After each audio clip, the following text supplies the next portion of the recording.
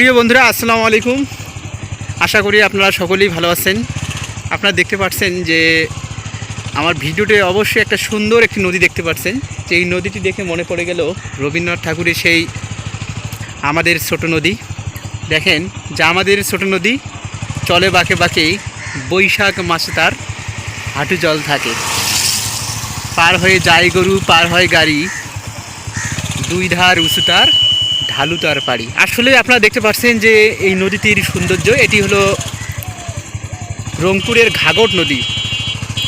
এখানকার পরিবেশটাই হচ্ছে অসাধারণ, গ্রামীণ পরিবেশ।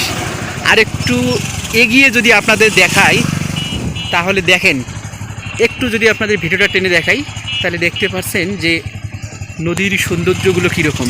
অপোজিট সাইডে যে সিনারিটা রয়েছে মনে হচ্ছে যেন পাহাড়ি এলাকা, ঠিক আছে, মানে বলে প্রকাশ করা যাবে না এখানকার মনোরম দৃশ্য। আসলে এইরকম দৃশ্য দেখে মনে পড়ে যায় যে সুজলা শস্য শ্যামলা আমাদের এই বাংলাদেশ।